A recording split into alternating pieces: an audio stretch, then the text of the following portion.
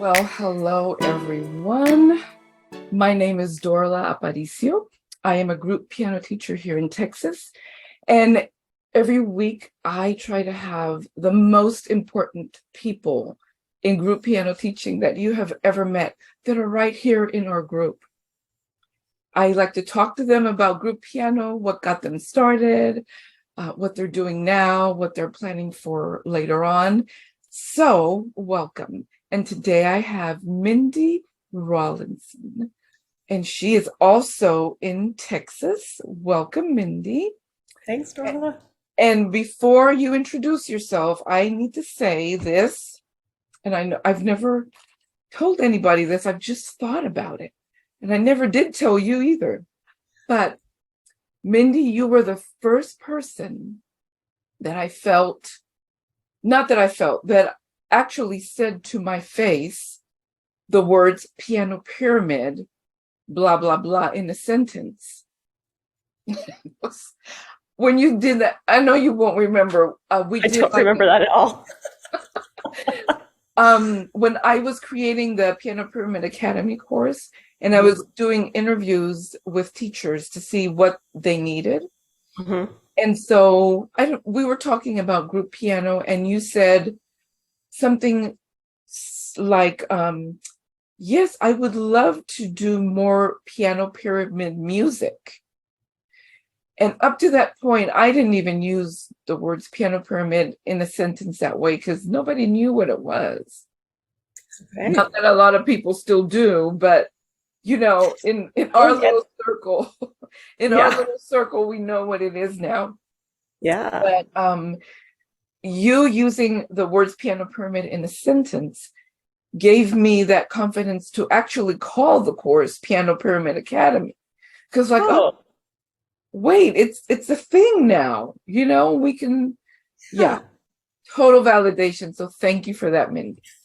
You're welcome. You're welcome. So today I want you to tell us about what you do, how you got started in group piano. So go ahead and introduce yourself. Tell us, well, I already said your name, but we need to know where you live, what kind of studio you have, all that fun stuff. Go right ahead. Okay. So I live in Austin, Texas, just down the road from Dorla a little ways. 3 hours. I know, it's great. I teach group piano out of my home. We've taken the entire front room of our house and converted it into a studio. So I have 4 kids and a husband, and our entire family room is our 10 by 10 dining room, which is what they got when I took over the front of the house for the studio. So, okay. So we're making it work. And it's fine. Someday, I aspire to building a mother-in-law in the back of my house that kids can go out there to do studio stuff. But, that's a conversation for another day. Okay. So have you always taught group piano? No, I started teaching about 15 years ago and started teaching the way I'd been taught, just like we all do, right? Yes. There was a point in time where I came to the realization that my ability to teach was finite. I only had so many hours, I could only see so many students, and there was no way to grow an income if I continued to doing private. Okay. So that's kind of the impetus, was that it wasn't that I necessarily wanted to do group, but I was interested in it from that business perspective. I can see more people, therefore I can make more money. What I didn't expect to get out of group was this elevated, better teaching. It has made me a better teacher. I've had to learn how to teach more effectively. Learned how to be more mindful about my planning and goals and objectives. I feel like I don't know, it's just I've come into being as I've taken this step into group, and I will never go back. I just feel like what I'm able to offer my students is far superior now in a group setting than anything I ever did privately. Beautiful. I love that. I love that. So how did you get started? Well, I was kind of a chicken. So I I started with a preschool class, and I don't remember how I found this gal, but Kristen Jensen Yeah. is does the My Fun Piano Safari or something.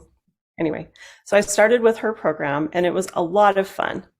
And I figured if I can take 4-year-olds and do okay with them, I probably could, go up from there. So my next baby step was to teach adults. And I had attended one of Deborah Perez's seminars that she does in the summer. And it was a live stream version. I didn't actually go down to Corpus, Okay. but I was able to be a part of all of those classes. And that gave me the courage, and using that musical moments curriculum gave me the courage to start with adults. Yeah.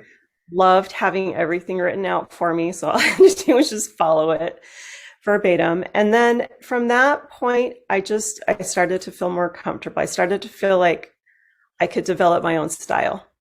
And I didn't have to follow everything verbatim. There were things that I liked. Resources just are flying at us all the time. If you subscribe to any newsletter or on Facebook at any amount of the time, you have access to so many different resources that can help you in your teaching. At some point, so I was just doing the preschoolers, but I was sending them out to other people when I was done with my preschool class. And then after a year, I was like, okay, I feel like I can actually age these people into a program, remembering that they had no framework that was coloring what they expected, right? Like they didn't know any differently. So let's just try it. Yeah. And I started building groups slowly. And I think that first year, when I took those preschoolers and moved them into a class, I was able to cobble together 2 or 3 other groups. Wow. And it's just kind of grown from there.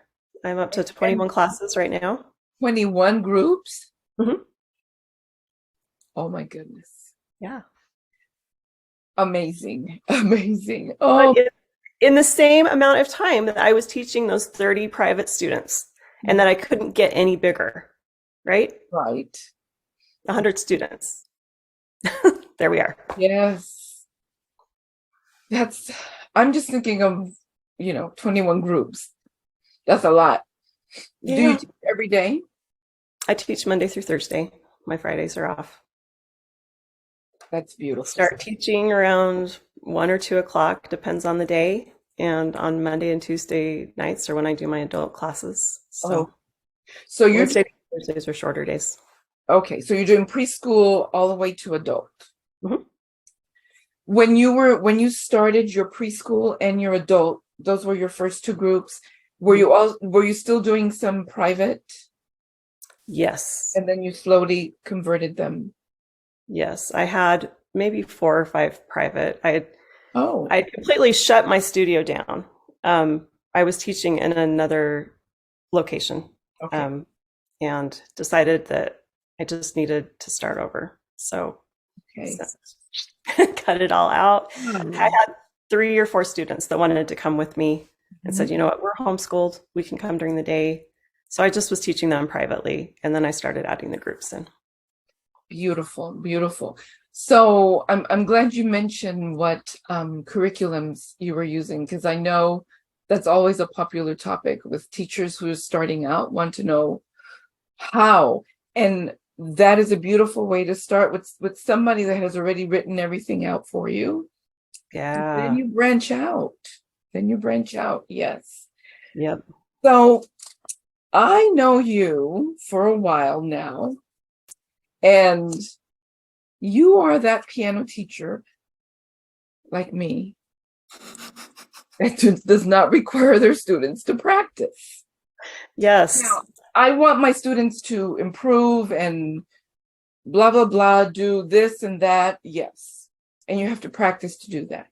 But it's not a requirement to be a student. Right. Please share with us how you handle that.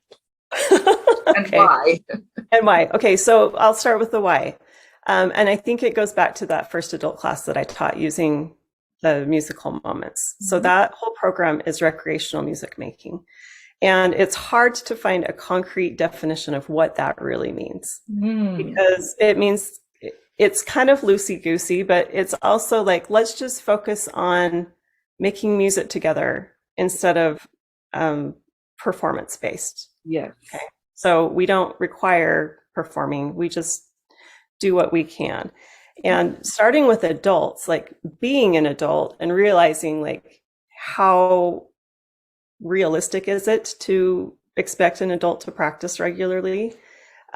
Just from the outset, I was like, come, we'll work on your skills wherever you are.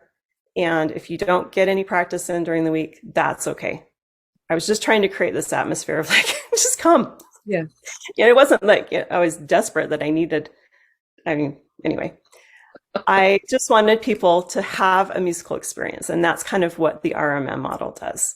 Yeah. So I wasn't doing RMM with my studio, but like with the kids, I was kind of wanted to create that same feeling, that I wasn't chasing down the practice logs or, the appearing in text messages and emails about why haven't you and where is, and I didn't want to be that. I didn't want to use my energy doing that. And so the point where I am today has definitely evolved because it only takes one class of realizing that not everybody's going to be on the same page after day one. Like day one is the only day everyone is on the same page. Yep. And so how frustrated you want to be just depends on how tight your expectations are for that. Exactly.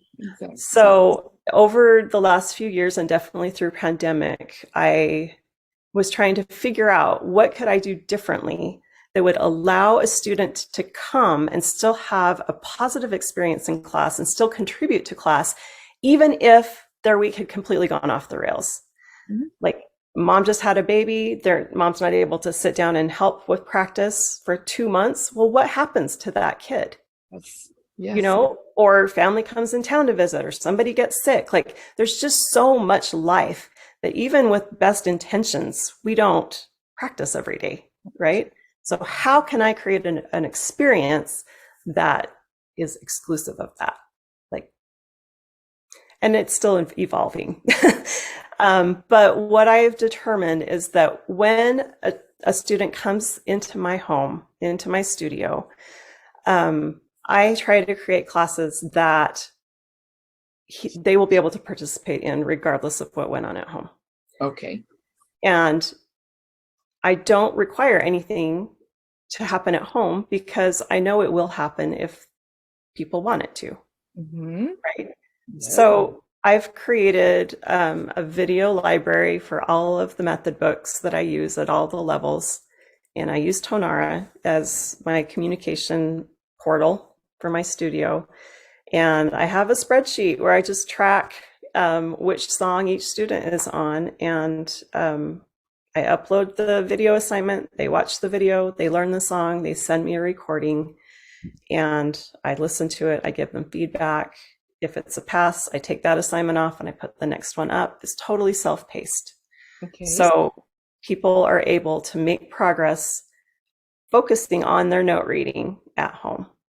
And people who don't care, don't do it. And that's okay. They still come to class. We still learn. We still make music. And I have, sadly, 2 or 3 students that have never cracked the book I gave them 3 years ago. But 3 years later, they're still coming to class. They're still having a great time. And making music. Absolutely. Okay. Oh, such a good concept. Such a good concept. What are you doing then in class? Are you just talking about music? Is everybody, do you give them shake? I mean, tell me, what are you doing? Yeah, well, we're not dancing yet, okay. But so we improvise, we work on scales, we're doing chord theory this year, we have theory games, we do ensemble work together. It's just like the broader range, like everything that if they're note reading at home, it's definitely going to help them with what they're doing in class. But if they don't do anything at home, they still make forward motions. Okay. So you keep track of what or I should say, how do you keep track of what's going on in class? So there is progress, because I know there's going to be progress, but as a Mhm. teacher, you'd want to know, what have we already done that we can build on, or that maybe we don't need to build on certain things. Well, so I have lesson plan sheets that, let's see, they're created by somebody I know. And I keep those in a binder. So I have a binder for each day of the week and then each of my classes. So, and then I just have a master spreadsheet where I go through week by week, how many weeks I'm teaching, what my plan is for each week, what we're going to be covering. And then I'm able to compare what actually went on my lesson plans against my spreadsheet. Okay. That makes sense? Oh, yes. Yes. So, the spreadsheet is what I do during the summer to get ready for the year, what we're going to learn and all of that. And then the lesson plans are where I make the notes after each of my classes and say, yeah, this didn't work well, or we didn't make it as far as I wanted to. We're going to need to repeat this. Okay. And that's how I kind of compare. So how much time do you spend assigning those specific assignments on Tonara for the students that are working through their book at home? So the students who are working on their book at home, I just have a spreadsheet by book. So the songs are down the side, the students are across the top, and they get a color in the cell depending on where they are in that. Okay, so you're not creating videos every week. Oh no. The videos are already made. Videos are made. The videos say the same thing that I would say to the private student coming in and working with them. They cover all of the same pain points. That the kids miss the same thing on the same song every single time. The video helps with that. And I don't have to say it 900 times now because Yes. it's already made. Okay. Okay, that's perfect. So when they send you a video, Mhm. do you send feedback? Yeah, I Okay. do. Does that So take a lot of time? it does not. Well, it does for the amount of students that I have. I'm probably on Tonara 1 to 2 hours a day now, just depending on Oh, how people yeah, send stuff. that's not a lot. No, no. That's not a lot. And But like to evaluate a single assignment, like the songs are short, they're less than 2 minutes long, right? So I pull up the chat, I see that somebody sent me a video, or an audio recording, I just hit play, I listen, I make notes, I type them into the thing, and then it's like 30 seconds to pull one down and put the next one up. It's a really quick process. I can see that, because when I send out assignments after class, it takes me 45 minutes to an hour to get everybody, and it's just one day. So Mhm. what you're doing is very, very similar Yeah, timeline, yeah. But my instructions for that assignment are already part of the assignment that I created, right? right? So I've created an assignment for Merrily We Roll Along. It has the video, it has the backing track, it has things that I want them to focus on. Right. Yeah. And it's already made. So just rinse and repeat. I love rinse and repeat. Yes. So good. So Yeah. good. So what about recitals? So this is where we're in a little bit of a gray area. I pre-pandemic, I did recitals, and they were huge parties, and they were a lot of fun, a lot of work. And then pandemic hit, and I was like, yeah, no, not gonna do it. I can only pivot so far, and trying to do online recitals, I just decided was not worth it Okay. for me. So we didn't do any performing during the pandemic. And then I was like, you know what, this would be a really good time to just transition everybody to the RMM model, which does not require performances. So here we are. Haven't done a recital since 2020. But this year, I do have the few parents who are looking for the recital experience.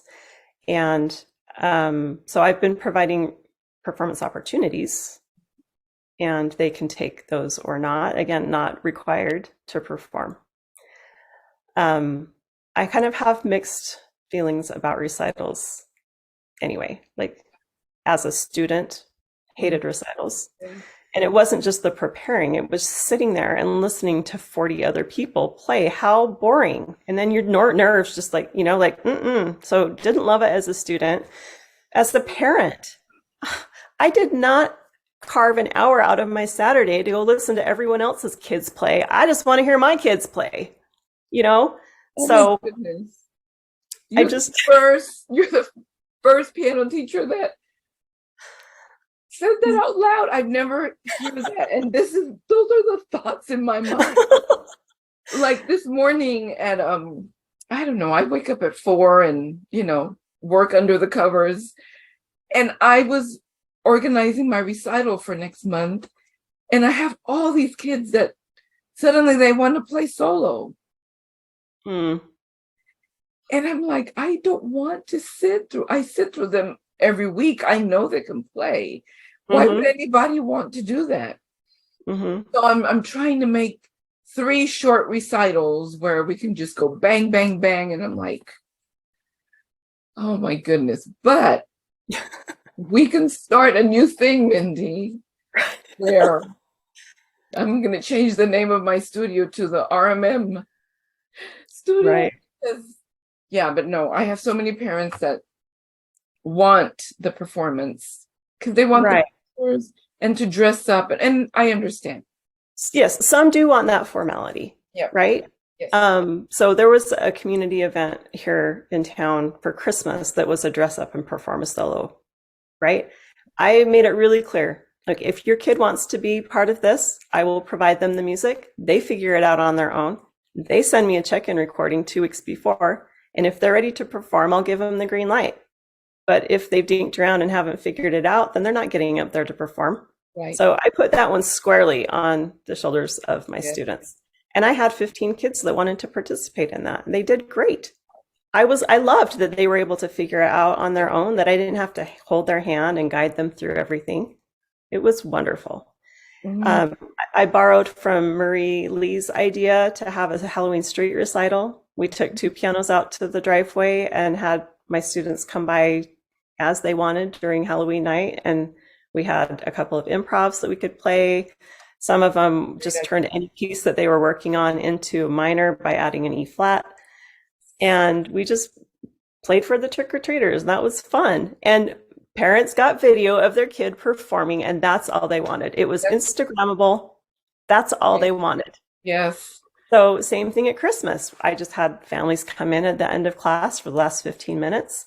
We performed the song we'd been working on. We played a game. We had some snacks. People got their pictures. They got their video to share with their friends. That's all that mattered. So I think it would be fun to do a big recital, and there's so many positives that come out of that, but I just don't know if that's the way I want to spend my energy. Yeah. I agree totally. So maybe this is going to be my last big recital. We'll see. Okay. I could talk to you like all day, but then I know that Dorla likes to talk. So, but I want you to tell us about Group Illuminated. Okay. It's amazing. It's amazing. Tell us. Okay. So a little backstory to help you understand how the idea was born. I have twins. When I was pregnant with twins, I tried reading all of the books to find out all of the things, because twins is definitely more than one. I could do one. I hadn't done twins before. I was scared out of my mind. But most of the books on pregnancy have like one paragraph at the end of one chapter that says, for twin moms, if this, then, whatever. And it was largely unhelpful. So through my entire twin pregnancy, I found myself filtering. Like, I take in information and then I try to filter it the best I could, trying to figure out how I was going to make this mean something for me as a twin mom. Now there's tons of resources out there. So if you're pregnant with twins, God bless you and good luck. You got it. But I guess I still consider myself fairly new in group teaching. And I just found myself wondering, what would it be like to have a conference where I didn't have to filter? what would it be like to go to some kind of continuing education event and take these great ideas that these teachers have, but not have to work out how I would apply that in a group situation? Beautiful. Beautiful. Right? Yes. So I don't remember why, but Marie and I were texting and I was just like, hey, what do you think about? And she was like, yes. And the part she didn't tell you when she was on was the fact that she had all of the speaker lineup committed within a week of that idea. Oh my goodness, really? Like, she loved that idea. She ran so fast. She's like, okay, so here's all the people we could invite. They all said yes, they're in. And I'm like, I guess we're doing a conference. Let's make this happen. Beautiful. So we both read a book called The Art of Gathering, because we are both in firm agreement that the world does not need one more meeting. And we wanted to craft an experience that would be meaningful to a group teacher, without being the same as everybody. Okay. So that's kind of how we settled on the on-demand platform that we've got.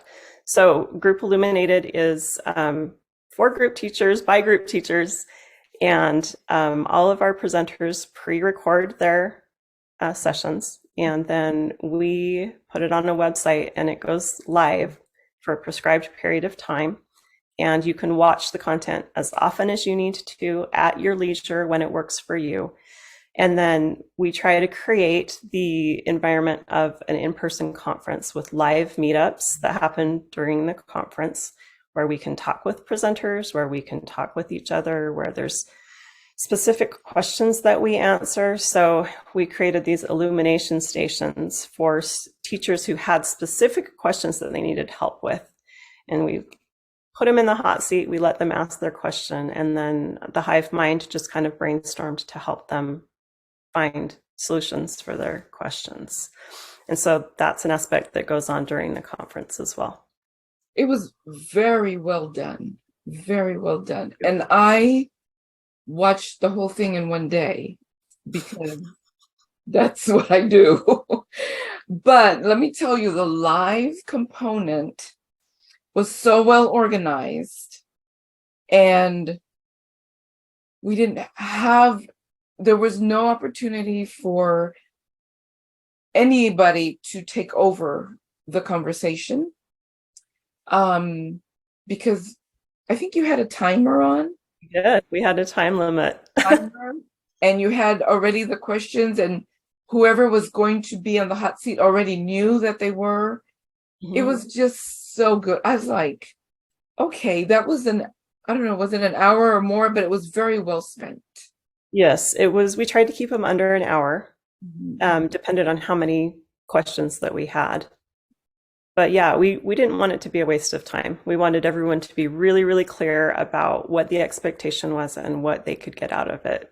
Right. So, yes. So I encourage everybody in the group to look. Well, I think there was already one announcement out about it.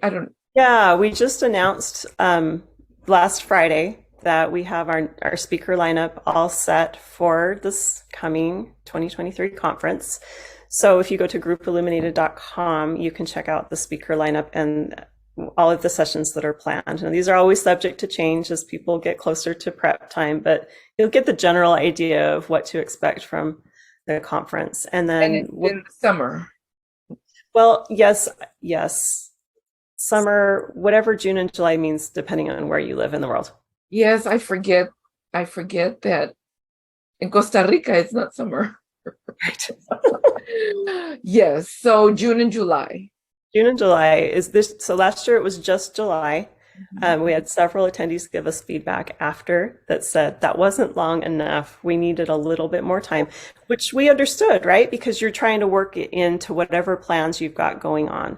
So this summer, we will be opening it for 2 months. You'll have all of June and all of July to watch the content and participate in the live events. And hopefully that will help in your planning for the upcoming year. Okay, perfectly. Yeah. Perfect. It's such a good conference, everyone. I encourage everybody to take a look at groupilluminated.com.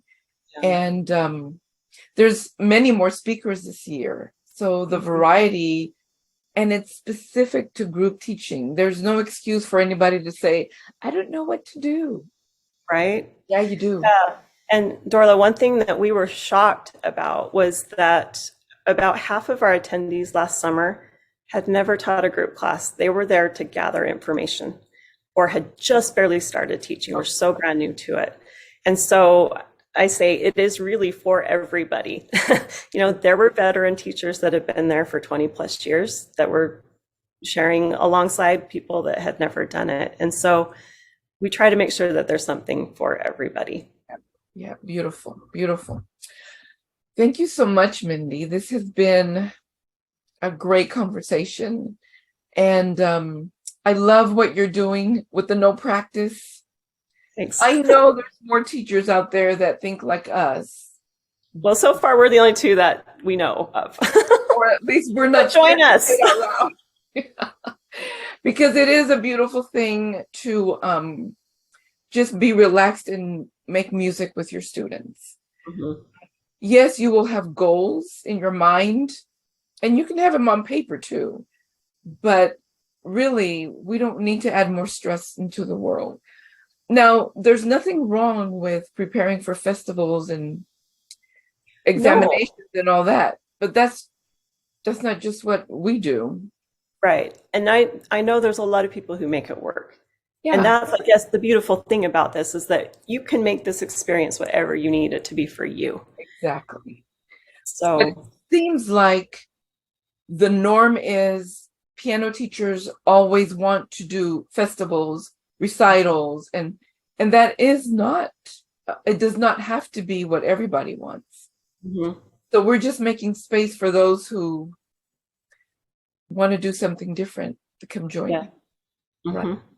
Exactly. Thanks again, Mindy. Thank you. We need to meet one day in person. We're just 3 hours away from each other. I know, right? We tried, but last year you got all sick on us. Oh my goodness. Yeah, I was telling Marie about that. Come on. The one time after COVID that I'm going to go out and I got sick. So plan another one and I will do my best. Okay, we will. All righty. Bye-bye, Mindy. Thank you. Bye. Thanks.